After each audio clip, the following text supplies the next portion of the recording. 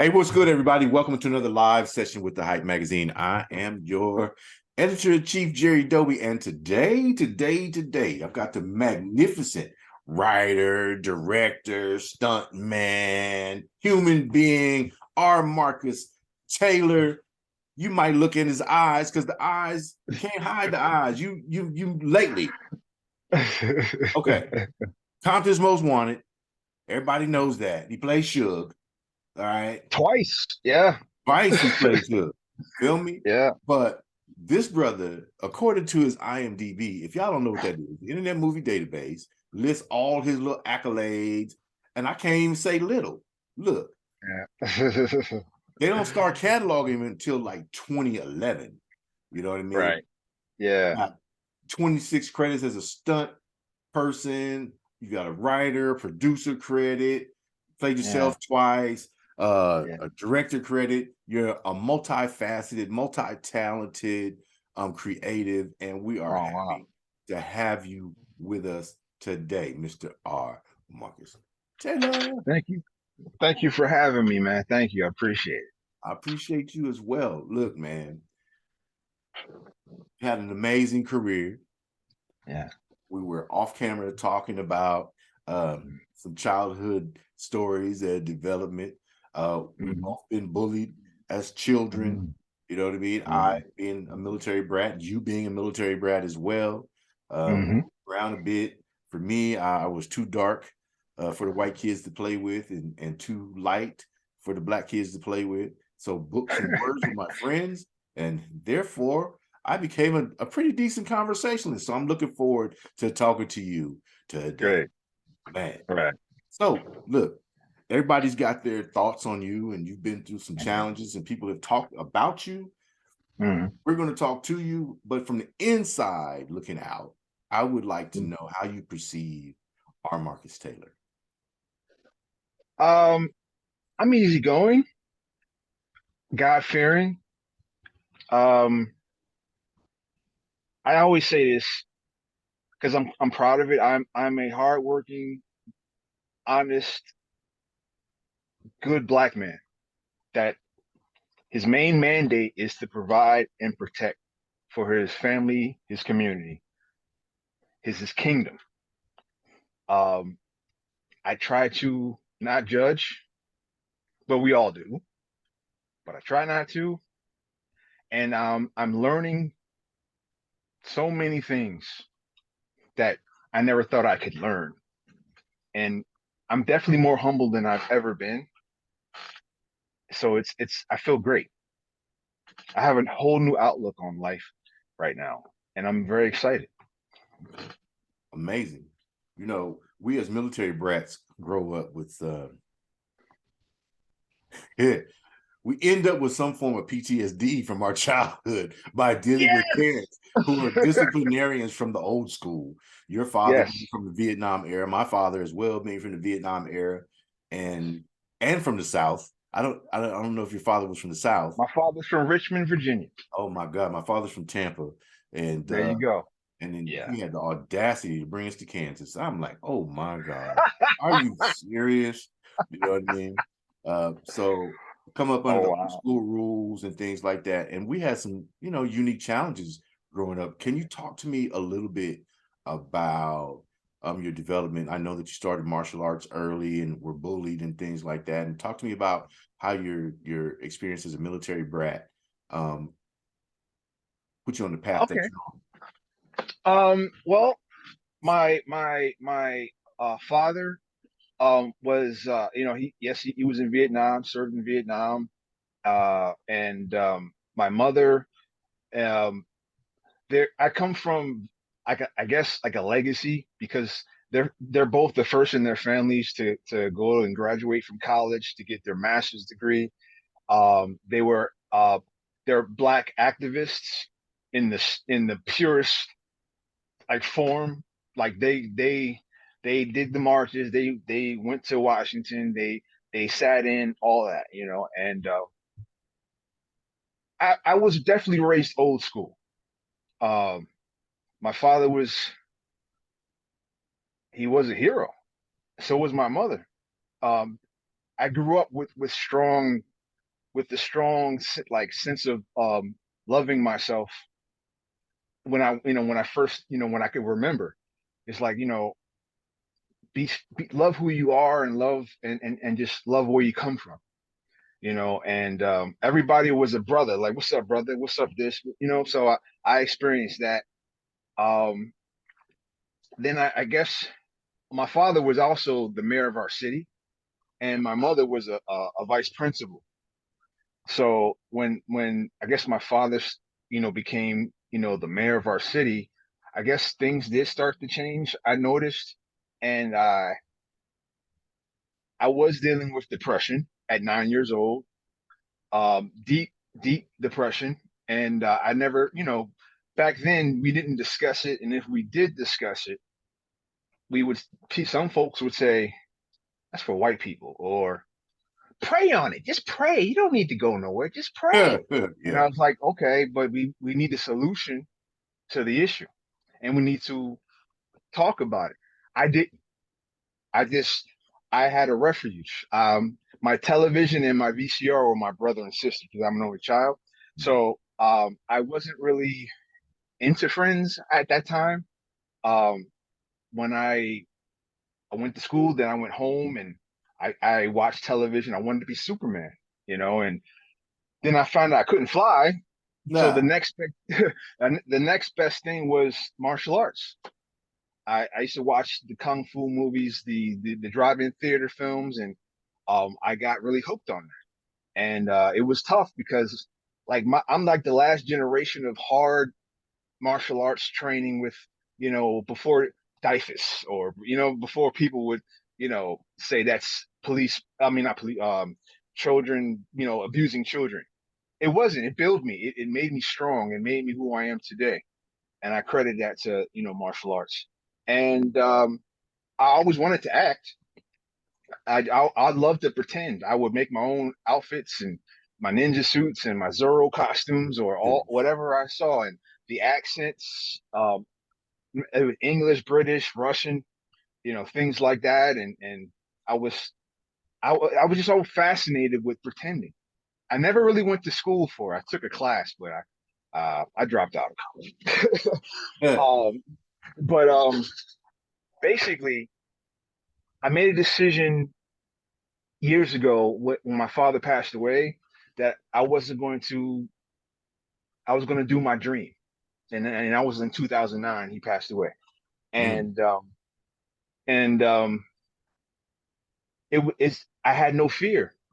And I just started auditioning and just making myself seen, because I always felt like growing up, if I don't speak up, I'm invisible. And that's how it was for me.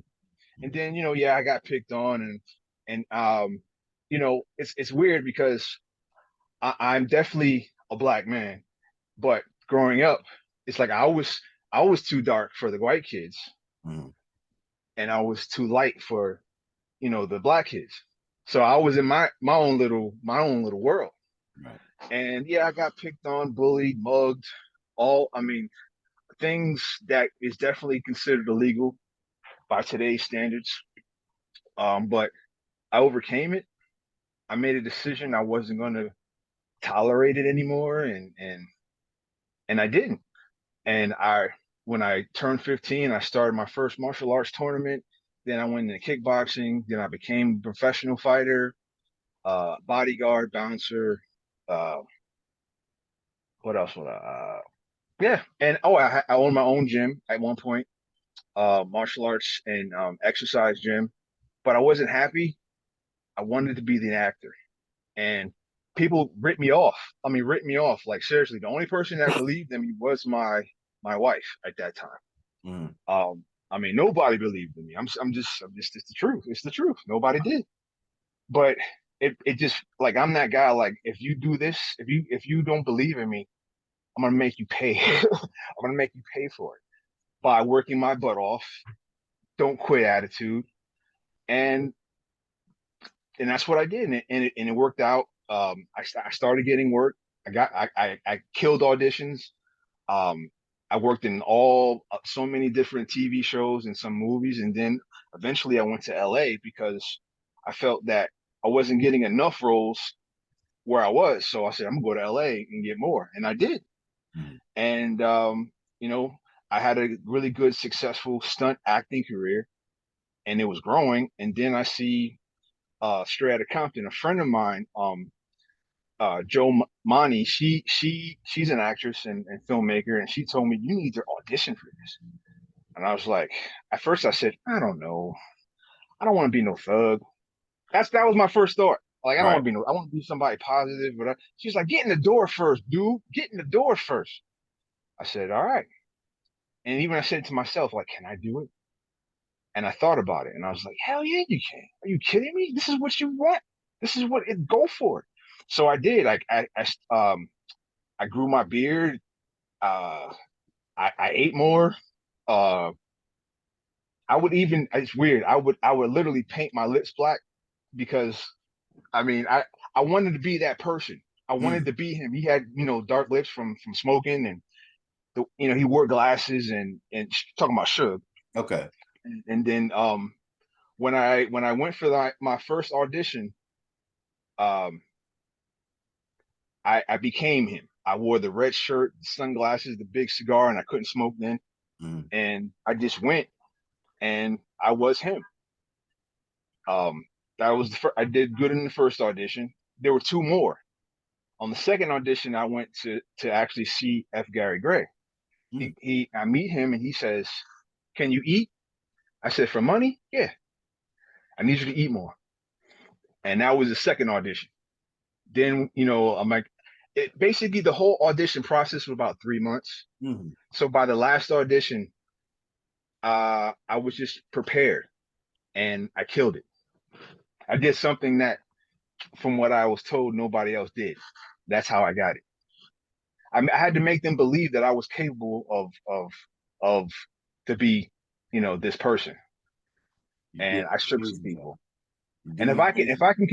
if I can convince Ice Cube, who is like serious dude, he's a no nonsense. I make him flinch. I'm like, I'm doing my job.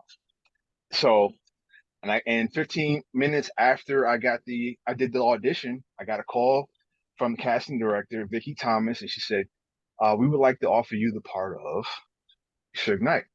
Are you interested? I said, yes, I am. And that was it. Click. And I called my wife and I said, honey, we did it. And this was maybe, I think, 11 o'clock at night. So I was in LA. She was home on East Coast. And you know what she said? She says, that's good. Can I call you back tomorrow? I was like, sure. Okay, baby. I'll call you back. I'll talk to you tomorrow. I love you. She says, okay, honey. Okay. And yeah, but even for her saying that, that was like, this is great. This is great. And I went to the hotel just chilling, and we started filming. Am I going to? Am I? I don't want to be like Mm. over talking. I don't know. You're good, bro. Oh, This is okay, great. Okay, because it's a really interesting. It is an interesting story. yeah. So before the first the before the first my first day, I got like some phone calls from people threatening me. Like, don't you come on set, nigga. Don't you come on set. You done, son. You done. Now, he didn't say son. He said, cuz. Yeah, you done, cuz. If you come on that set. And that week, there was like a drive-by shooting, the first week of shooting. So I was like, you know what I said? I was like, I bet I'll see you on set. Click. Like, nobody stopping. I've come too far. Like, dude, nah, no one's gonna stop me. No one. That's how I had the fighter mentality in my brain. And the first day of shooting, uh, I'm getting dressed and I see F. Gary Gray, the director, and he says, I want to talk to you. And I was like, sure. You're not Marcus anymore. You're Suge Knight. You understand? I need you to be a method actor. And I didn't know what a method actor was, but I didn't say that. He explained it and he just said, I want you to be Suge, your version of Suge. If you feel like talking to people, you talk to them. If you don't, you can tell them to screw off. I don't care if it's my mama. If that's how you feel, you do it. And I said, I don't want to offend anyone. And he said, you ain't listening. This your shot. This your shot. Are you listening? This your shot. Like, he was in my face and he's like 5'8". and I'm 6'3". And he was like, "You feel me?" I was like, "Yes, sir." And I was. And I was supposed to be there for 10 days. Just take a 10-day shoot, and I was gone. Mm. Now, the first week I saw Dr. Dre and he was like, "Yo, what's up, Mark?" And he was with DOC. He said, "I want to introduce you to DOC." So I'll go up to both of them, and I'm looking at them hard, hard, bro. And I'm just like,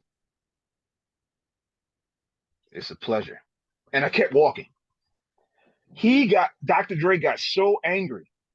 He called producers and said, "Yo, this dude disrespecting me on set. Yo, man, he gotta go, son. Nah, he can't be disrespecting me. This my set. I'm from Compton. This you ain't really sure. He trying, I was like, okay." And this is what producer's assistant told me. Now I was scared when she told me, but I acted it out like I don't care. And then later that day, we were done. We were wrapped for the day, and it was the rest of the members of NWA, Yellow, and the other guys, and Ice Cube, and the director. And I said, "Okay, we're cut." He was like, "Yeah." I was like, "Am I getting fired because I did what you told me to do? I don't want any trouble, please." And everybody starts laughing out loud, and I'm Yeah. getting even more upset because they're laughing. And then Def Guy Gray says, "You ain't fired." Then one other guy said, "That nigga had a flashback." And everybody started bugging out laughing. I was just relieved, right? And 2 days later, I found out I was written in the entire movie. So instead of 10 days, I was there 3 months. Wow. Yeah, it I'm like, because of me doing what I was told and being the method actor that I was, I got that extra time in, and it Man, was a blessing, you and made I'm Dre, totally grateful. you made Dre and Yella nervous. That the DOC, you made Yeah, them nervous that day. yeah, I did. I did. Yeah, but I yeah, did. I you know, I made a lot of people nervous, which is weird. I'm seriously. Everybody really thought I was some gangster from Compton. Like seriously. I right. mean, there's times I was on set and F. Gray would come up to me like, "Yo, they really think you Suge." And this is before Suge had his issue. What happened to him before he went to Yeah, jail. People right. really thought I was him, which was totally crazy. But I was doing my job, and the experience was unbelievable. I felt so much like support and respect and love from everybody on set. It was no issues, nothing got stolen, no fights, no disagreements. Mm. Seriously, people ask me how would I like like sum up, working on that project. I felt like I was in the Million Man March, 1996 in October. 1996. That's how I felt. I never felt Wow. so much like vulnerability, um, friend like friendship, respect. It was beautiful. Mm. It was a beautiful experience. It was a family thing. It was great. All those guys, were great, and it was a pleasure working with all of them. And it was success. So it changed my life. It changed a lot of our lives. It brought back memories. I was Yeah. born in Kansas, but I didn't always live in Kansas. Right. Right. Uh, I I I have been places and crossed paths Mm. with that man, Mm. and not on no negative stuff. His Yeah. his uh his homies tried to, but Yeah. I'm not that person. So No, you're um, not. I just anyway. Um, yeah, you looked like when you came on the screen. I'm like, I'm going to see the show because I want to know. Was during my down when I wasn't. I lived in LA. I'll just put it that way. I lived in LA when I wasn't moving around as an adult and whatnot, and Hmm. did my thing, and um, I'm like, I got to see how this goes. And I Yeah. swear to God, you hit the screen. I'm like, that brother is shook. Yeah. Right. Attitude. Yeah. and I'm on the outside looking in. You know Mm. what I mean? So Yeah, yeah. knowing that DOC and Lonzo was on the set for a minute, for Mm-hmm. World Class Wrecking Crew. Uh, Mm-hmm. Lonzo was one of my groomsmen in my wedding. That's Oh how far wow, I go that's back. great. Yeah. Wow. So Wow. like, yeah. That's To know yeah, that, man. that they were impressed, I was like, yeah, he did a good job. Yeah. And It was I good. actually gained 70 pounds for that. Yeah, I was listening kind of to your Vlad interview, Yeah. skipping through it, and you were talking about the process, Yeah. um, the weight gain. Yeah. Uh uh just pull up. Yeah. It was, I think 60 or 70 pounds. Yeah. It was in between anyway. That's a lot. But you did a magnificent job. You Thank you. certainly um brought all the levels and layers and nuances from the era Yes. in general, um from the faction Mm. Yeah. in general, Yeah. and yeah, so amazing. Thank you very How much. you were afraid of being typecast after taking this? Sure was. Oh God, yes. Um, um, the thing about what I didn't realize until maybe a few years back, um, when you have the opportunity of a lifetime, you want to do 200% or go 200%. You don't want to go half stepping. You want to go hard or stay home. And I did that, but being in a good film and when you play a role like Suge Knight and you do it well, everybody only sees you in that type of role. Your fans want to see you be that mean big dude, and producers listen or they're listening to I guess fans or what they think. And I'm not that dude. I don't even know that dude. I ain't never even met that cat.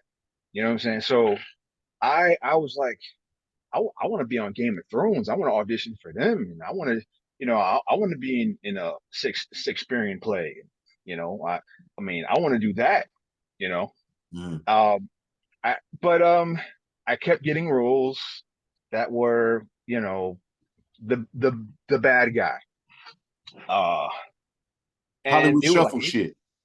yeah, basically, yeah. Okay. Yeah, yeah. I'm like, I kept reading scripts, and I'm like, oh, it's the same person. It's the same person. Then, a wise person told me, you don't got time to be picky. And I was like, you're right. You're right. Let me check myself. And I did. And well, we might as well talk about it. Like, the issues I had with police and or its situations. Um, this is the thing. I'm gonna say it like this. I'm a nice guy, but I'm not a tough guy at all. I'm deadly. So if you come at me physically trying to hurt me or somebody I love, I'm going to drop you. But when I did that, see, a lot of people talk trash. They sell wolf tickets. You know what I'm saying? They sell a lot of wolf tickets, but I never buy them. So basically, if you're coming at me or people say, oh, I'm going to go after this dude, I ain't scared of him. I did that. I would step to you if you tried me. As a result, somebody called the cops. I get arrested. And then I'm labeled a terrorist. How the heck am I gonna be a terrorist? Like, seriously. It was just I admit I should have acted differently because of the success I got and who I am and who I represent. I should have, The because this is the recognition. mature thing to do. Right. But I'm still that dog with the bite, Like I'm still that, like, don't mistake my kindness for weakness type of thing. Like I'm not that dude. I'm a Peter. I'm a Christian, but I'll cut your ear off. Like I'm not gonna start it, you know. And but then at the time, I was dealing with being people trying to typecast me, and I wasn't getting my medications on time because I take medications for um, uh, depression, bipolar, uh, severe anxiety, things like that. And even when there was times when I didn't have my meds, I was still it was the worst feeling. Like I was going through withdrawal, and I don't know if anybody knows what withdrawal feels like. There's nothing comfortable. It's you're sweating profusely. You're everything shakes. You're in pain, and you don't even know why. Because of it's like depression is a chemical imbalance in your brain. It's a disease that you have to treat, and you have to acknowledge that. So I would try to get the meds and I couldn't. So you know, I just like suffered in silence a lot. There was Mhm. times on the set I was just like I was just feeling terrible, but I never let anybody know it because I'm old school. Like I'm like strong silent type, I guess, type of feeling because that's how I was brought up. Mhm. But yeah, there was some situations where I could have, dealt with differently, but I didn't. And the result of that, I decided I need to go into a what do you call it, a, behavioral like facility, or I and understand. I just want, yeah, I needed to because I needed to get my meds first of all because I couldn't find my doctor at that time, and he's not, well, I don't work with him no more. But Mm. yeah, it was crazy. And I went to behavioral hospital, stayed there for about 7 days. I needed it, and I felt at that time very depressed. I got into a depression. There was, I mean, about 2.5 years, I was literally in the bed all day, all night, most of the time in the dark. And my wife would come from work. It's like you're still in the bed in the dark. And I just I felt like a failure. I was working, but I kept getting the roles that. So it's like, oh, when will this stop? When can I, when can I have an opportunity to show them more? And but I made a decision a year and a half ago. When I was dealing with the depression, I said, I'm not going to be depressed anymore. I'm going to fight this. I'm going to change my life. And I made that decision. I prayed about it. I begged God to to to to change all the bad things that I don't want anymore. Like for instance, if somebody says whatever gets in my face, I'm going to walk now. I'm going to walk away because the outcome is definitely, I know it's like when you deal with stuff like combat or altercations, you know what's going to happen, especially among black men. You know Mm. what's going to happen. You're going to get arrested, and then some. You got to pay all this money to the government. You know, and I'm not going to. I'm not going to give them that satisfaction. So I just decided, like, I'm just going to walk away. I remember I got baptized. I never got baptized before, and I just started um seeking things. I started with a drama coach. Um, Pamela, her name is Pamela Andrew, and she's in LA. She's phenomenal.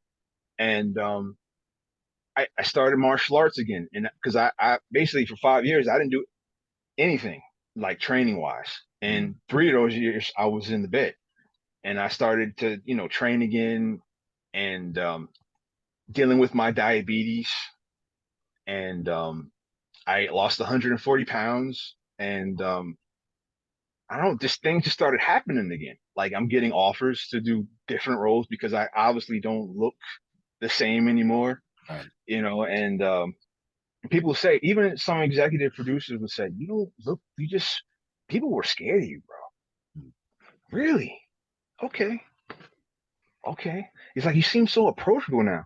I mean, on one hand, you're thinking like, there's too many Karens in Hollywood, but then you're thinking like, it's cool. It's cool. I'm okay. But bro, I'm it not gonna couldn't have let. been just the white folks. because black folks No, I no. had a Oh, healthy fear of Suge too. no, no. Trust me. Uh, Um, when I did Surviving Compton, the Michel'le story. right. Oh my God. They called. They were so scared of me. They called Sony because they felt frightened every time they see me. They called Sony and said like, I don't know, he just seems like he might go off. Seriously, this is how it felt like. And then they brought security, extra security, just because they felt that way. So I was like, well, I'm doing my job, I guess. They wanted to hire you, but you were so real in your method Basically, acting that yeah, they felt yes, the presence. That's yes, powerful. they did, yeah, That's and yes, it's very and exactly. So if I can do that with one role, imagine what I can do with different roles if given the opportunity. And I'm starting to get that opportunity now, which is awesome. I love it, and I've never felt this good before. Even when I was in my 20s, mm, or my 30s, like I'm eating healthy. I feel better. I'm at peace, you know, and like 2017, you know, started it. Started me changing, and I guess that's what my publicist and I are with this new campaign, 2017. 2017. Yeah, because all the issues started in 2017, and it had an impact, but it helped me. It guided me to a better me, and I want other people to experience that. Can I And put you on pause one moment? yeah, sure, yeah. The reason, Okay. so thanks for the break. We back. Shout out. Hey, look, by the way, everybody, it's November. It is No Shave November. We're here. This is the month that we uh push for more cancer education and awareness. And so Mm. you don't shave. Now they say no grooming too. Bump that. Washing my ass, but I'm not going to get a haircut and I'm not going to shave. So I'm looking a Right. little rough. This is November. Go get checked, get your cancer screenings. Most Mm. definitely. We were talking about mental health and people being afraid of you, and Mm. the 2017 campaign Mm. that you and your publicists have started. So Yes. let's get back into that. Come on, bro. Okay. My publicist Lee Milan, um, she I would always talk to her about I want to help people. I want to use myself to help be a spokesperson for mental health awareness. I just want to be used. And she came up with the idea of 2017 campaign because of all the situations that I were dealing with started in 2017, how it just, it helped, change me to something, better. And I said, this is great. Let's do it. Let's do it. And we're getting a lot of attention from it, and it's awesome. In our And community, it's been, like you said before, um, yeah. it's not something that we have necessarily acknowledged. People say pray over it, suck it up, man up, Mhm. whatever. Um, they can, well, it's a live session. The dogs are here too. Uh, Yeah. so they even did that to me when I returned back from my last tour, you know. Mm. Um, but I had to also be reminded that it takes more strength to ask for help and Yes. seek out the resources to regain your humanity that Yeah. depression strips away from you. Mm. Because as you disassociate yourself from people and things like that, you know, your sense of reality is not all together there. Yeah. Yeah. Absolutely. I feel I'm speaking for the black community, black men. Black men.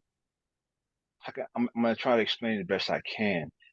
I feel for since slavery, we as black men internalize it's a survival mechanism Your first because hit.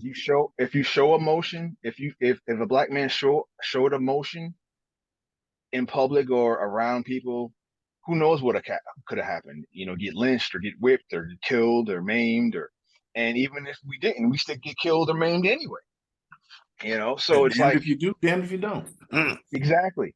And now it's like it's like my father. I realized that my father was dealing with major depression, but I didn't know this until years after he passed. And because like I said, he was that guy that I'm gonna be all right, I'm fine. And it's like most men, I mean, I don't know about today, but people my age, our age, we were like this. We grew up like the strong, silent type. But it's time now to be vulnerable to another individual. Now, I say professionally, you should definitely go see a therapist, a psychiatrist, a psychologist, uh, because for you just to let things out. So many things that are bottled in, and it affects you. And depression can kill you. It is a disease that can literally kill you. So much depression can add to so many different health issues. Sickness, definitely, sickness, I mean, so many things. And people need to take it seriously, and our people need to take it more seriously and talk about it more. Don't be ashamed to talk about how you're feeling. If you don't, and now I respect privacy. I'm an advocate for privacy. I love privacy. And if you want to, you should talk to someone that's a professional and that basically doesn't know you, and that's getting to know you professionally. So you can just tell them exactly what you're going through, and spare no expense. Just saying that, just letting yourself go changes so many things. You'll feel better. You feel more positive. You have more hope in your life. And us as a people we need to feel that we have some hope because I mean I'm gonna get beat up for this maybe, but I just like look they look at black men as some some reason we're looked at as an animal that needs to be tamed or a Mm, creature that needs to be controlled. indeed. And a black woman, they have it probably even harder because they're considered either a black woman is loud and ignorant and yelling and screaming at people, or she's a sex object. Mm. I mean, do you think I mean, how I got light? How do you think I got light? Because they saw how beautiful a black woman, they wanted to possess it and take it. I'm talking about slave masters, yes. Mm-hmm, mm-hmm, mm-hmm. And this is something that's not discussed too more. We need to discuss this more. We need to normalize talking about Black history. It's not normalized at all.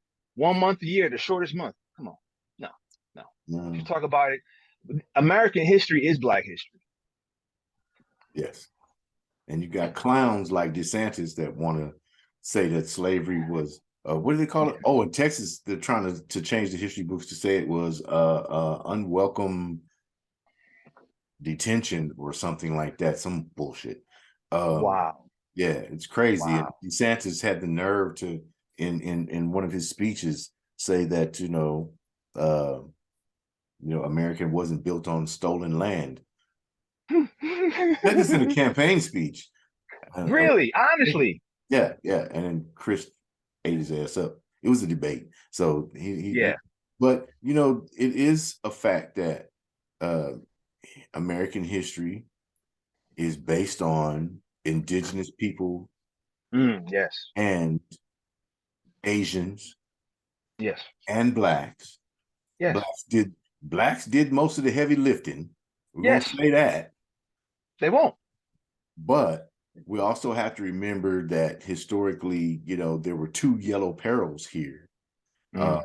in America where Chinese were persecuted. Asians were persecuted. Yeah. 3, count World War II when they took the Asians, Oh Japanese yeah. from They California, can. put them in internment camps as far south as Mexico. Yes. And then of course the indigenous people who fed these folks, showed them how to Mm, survive here, taught them mm, the tricks of the trade for the wilderness, mm. only to be betrayed, Yes. massacred, including Yes. women and children, defenseless women Yeah. and children, treated as Mm. animals. So, there are multiple subsets of animals here, Yes. according to the institutional racism Yes. industry here. And there are those of us that are still suffering from the chains and images of Yes. psychological slavery. And one of those is run to your woman instead of running to your therapist. Yeah. You know what I mean? Because our Definitely. women have been our backbone for 400 or 500 years of Yes. the family. When men were literally powerless, Yes. the slave master would come and take your wife and rape her right there in front of you, and you couldn't do anything. And Do anything. she had to be strong for you and keep you sane. You Yes. know, so we're not gonna get into that anyway, Yeah. No. That's another interview. bro. I just want to, yeah. Anyway, so it's amazing the work that you've done on yourself, Yeah. and the updated image, to coin the graphic designer's face, is an updated image of Yeah. R. Marcus Taylor. Yeah. But you've always been a great human being. You just were having some challenges that you needed to acknowledge first Hmm. and decide that I have to deal with it and make these changes. Yeah. And once you went on that path, now you're able to move forward. You're able to engage, present yourself differently, and people are more open to you, presenting you more economic opportunities. Yes. And then you're able to give once again to other people through, initiatives like 2017. You know what I mean? Yes. So it's a beautiful story, man. And welcome back to humanity, my brother. Oh, it's good to be back. I know the feeling. I know the feeling. Let me ask you Yes, this sir. though. Mm. Why? Because I said my piece, but why do you do what you do? What's your why? Like, in general, Yeah, just in or general, as you move as a newly refreshed man, what's your why? I want, I want at the end of it, I want people to say that Marcus Taylor was a man of honor and respect, and he wanted to help people. It's like I'm that guy for some reason. I just want to help people. Like, my wife might call it a Superman complex or something. I don't know, but Or Gemini?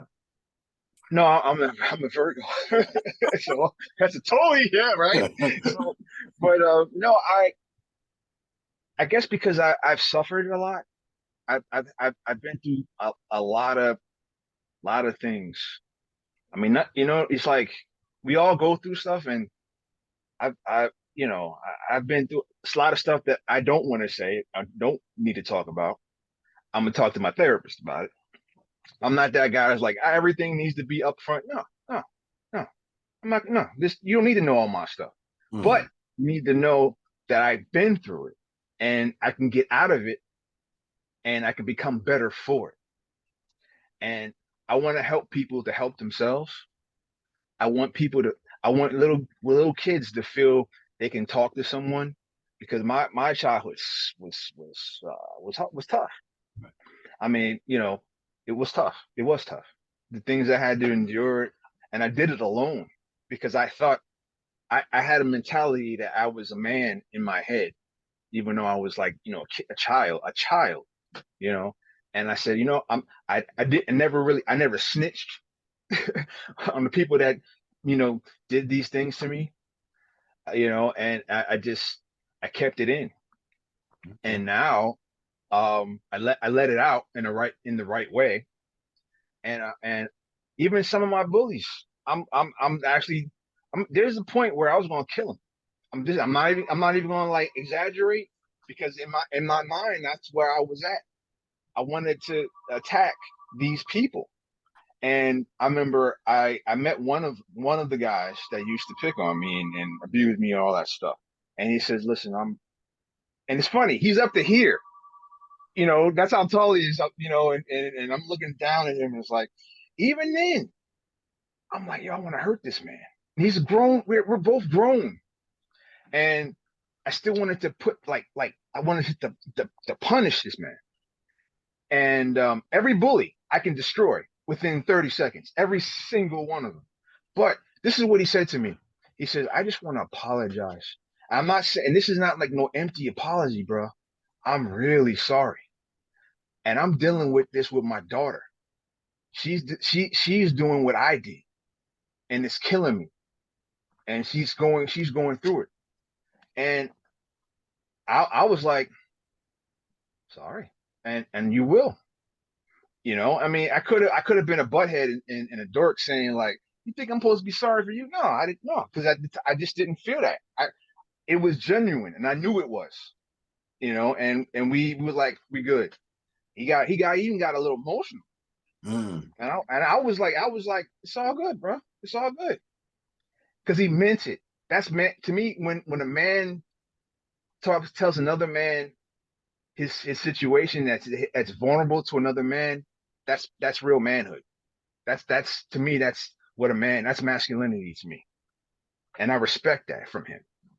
And Right. if we as men did that, I mean, 100 years ago, if you had a situation, or 60 years ago, 50 years ago, hell, 40 years ago, if there was an issue, if you didn't like this guy, that you had a disagreement and it ended up in fisticuffs, you went in the back after 10 minutes, because y'all be tired after the first 2 minutes. Mm. Either one won or one lost, and somebody broke it up. It was done. It was settled. Then y'all became homies and allies. Um, Now everybody wants to kill and shoot because they're afraid of a little ass whooping. I ain't And gonna lie. yeah, If you whooped my ass, you had to beat me every time I saw you yeah. until I got one. You know what? And I respect that too. I've had those. I Yeah, respect.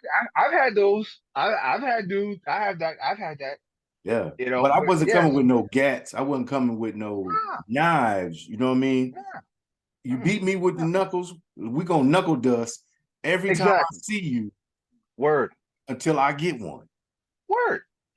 Does that mean I got to get whooped up 6 or 7 times, heal up, come back? I will run across you again. We in that circle, and you're gonna have to Yeah. serve me again. You know? Word. It's like everybody can get the shot of the title. It's Yeah. cool. Like that's to me, that's masculinity, and Is it it's not toxic toxic to me. masculinity though? Ain't nothing toxic about being a man, a Okay. masculine man. There's nothing toxic about it. Now, if you're going to be a narcissist, or you're trying to, like, be a douche, or a butthead, Hmm. just the fact that being one, no, that's toxic. Not defending yourself, and or this is, if you have an issue, you address the issue. If it gets physical, well, people used to know how to deal with that. It's like I always felt. I remember there was like one or two cops like saw people fighting, and he says, and it was a white cop that said, "Look, you really want to duke it out? Y'all really want to do it? Let's do it. But we're gonna do it in here with some rules. Put some gloves on, and they fought. Police You know athletic, what I'm saying? pal. Yeah. Hey, pal. Hey, that's what it was. Exactly what it was. It was pal. I was in pal. So yeah, definitely. That's how it was. And it just I feel our younger men need to learn about courage Mm. and respect. Because it's not being taught maybe, and I understand. Like I said, like it's hard to be a single mother, but I really feel like my father was raised by a single mother. Like you need your mother and your father, or a father figure. Yeah. If your father can't do that, you, you know, find one, like a big brother or something. You know what I'm saying? It's like we kind of stopped that. We need to bring that back. I mean, do a background check, do all those things, and then let's change. Let's take care of our own. I just feel like we don't want to take care of our own anymore, and we need to get that back in everything, in business and in relationships. If we do all that, it would be a lot less stress. Be a lot less stress and a lot more unity, Exactly. which is what we need. We have to Yes. move. We need to move in concert Yes. against the nonsense that we are being assailed by right now Yes. from the Yes. outsiders. You know what I mean? And from Yes. within. The outsiders have turned through money, Yeah. prestige, et Yeah. cetera, et cetera. I guess they still call it clout. I don't know. But Yeah. they've turned us against each other, and the apple is rotting from the inside out. Yes. They made they made a lot of us house Negroes. They made a lot of us um it, uh undercover agents for the man. I know this sounds corny, but that's just how I feel. I mean, Herschel Walker, come on, dude. Like it's like it's like you're watching something you really can't believe it's actually happening, but it is. It's Oh, like this is this a joke? But I no, was it's just I was real, and we in need to my class. address it. I was the valedictorian of my class. Negro, you didn't even graduate college. Word. How you? Come Come on. on now. Ha. Yeah.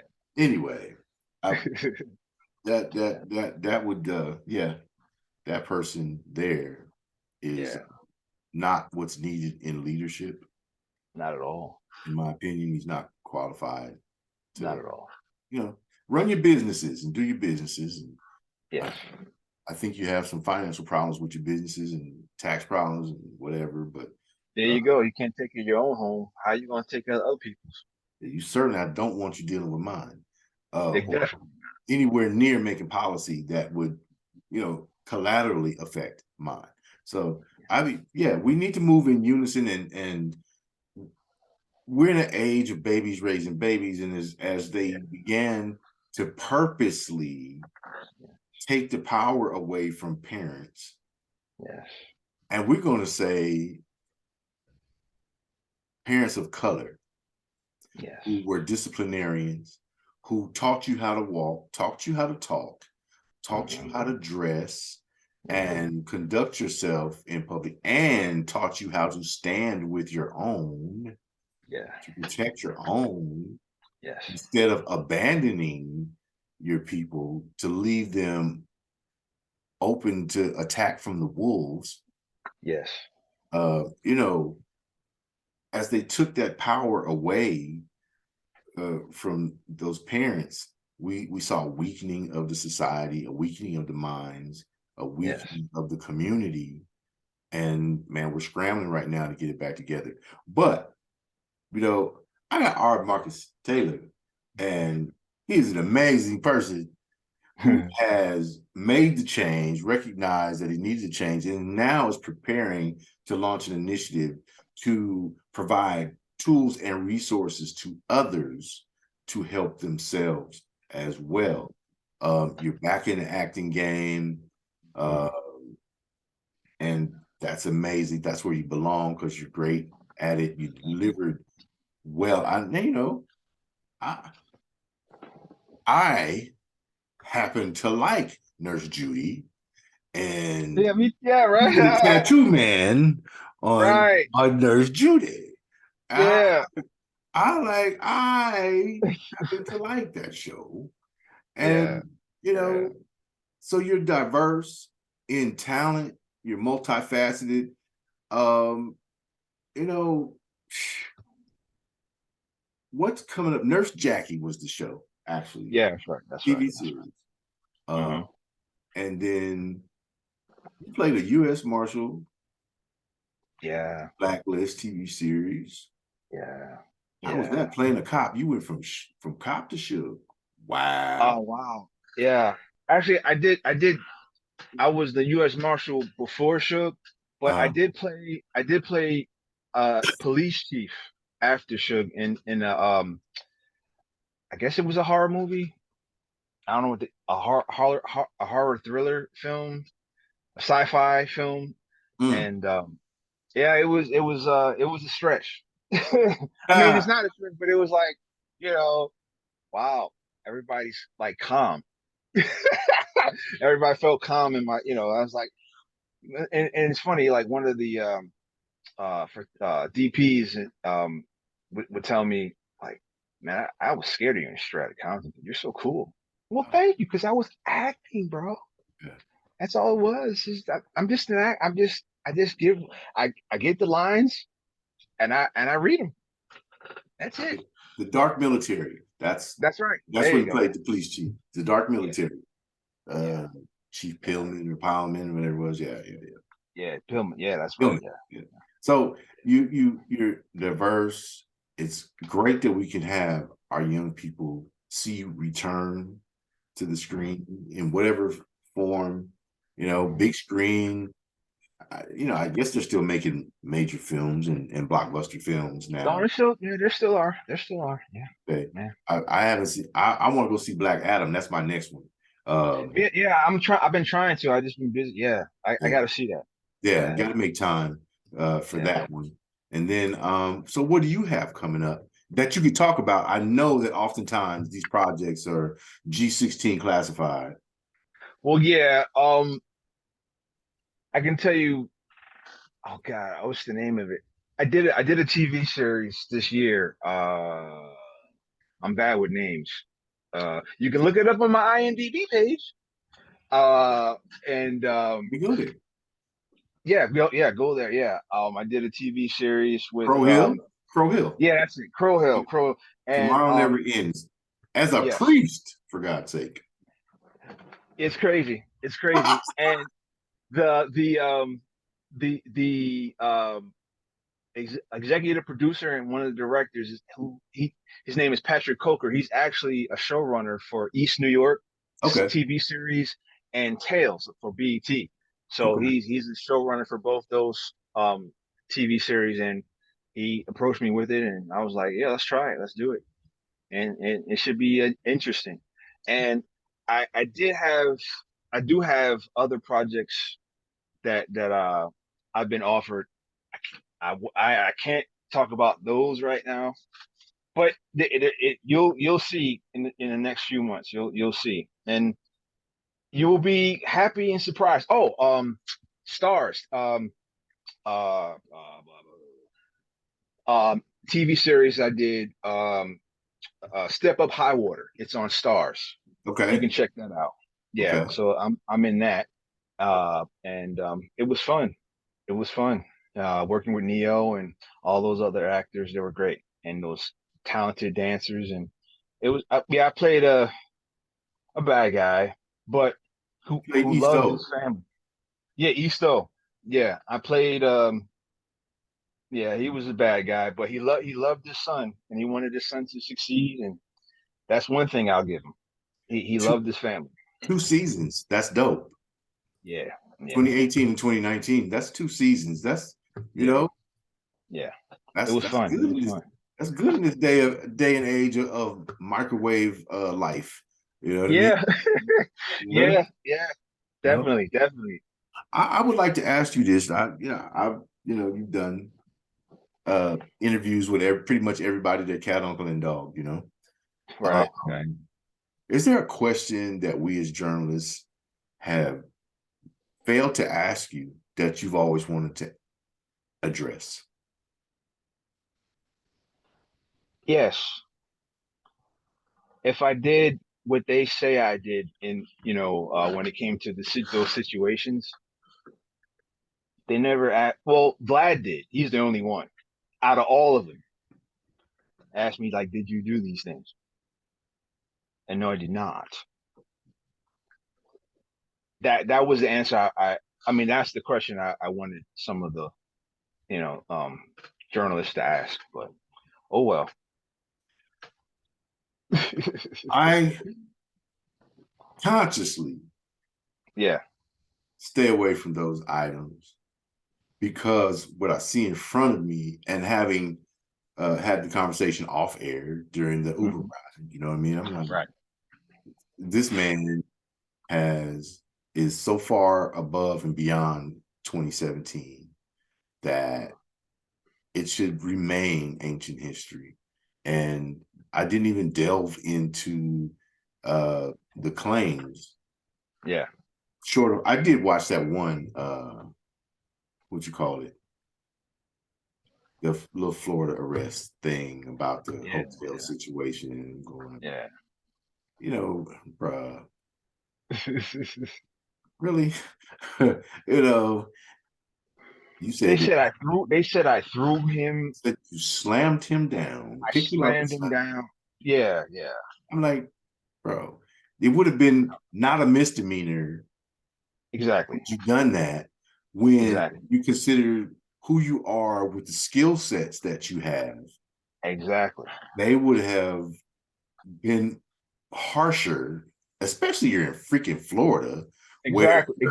you know you definitely wearing the wrong uniform. Uh, Word. you know what I mean? To get Yeah. away with something like that. Exactly. So I use common sense on some things. I'm like, come on, man, that doesn't even make no sense. Yeah.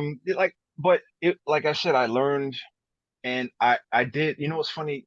People like FKA Gray reached out to me about it, and it's funny. Like I didn't have to tell him anything. He already knew.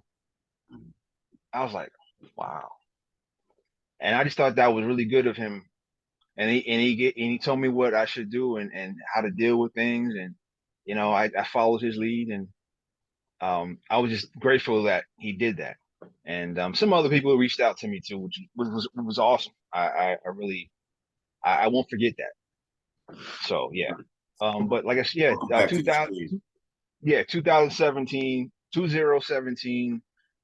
Um, it to me, it's a good thing because it started something different, and I'm better for it, and it's going to help people, and it's helping me, and I'm just excited. So yeah, that's good with that. I appreciate you. Is there anything you wanted to cover that I may have neglected? Um, no, not at all. If oh if you feel like if you want to, like, I'm a guy on social media. If you do like reach out, I will respond to you. So my Instagram is I am R Marcus Taylor, all one word. I am R Marcus Taylor, and on TikTok I'm R Marcus Taylor. You can talk to me on that. Sometimes I occasionally do a live chat.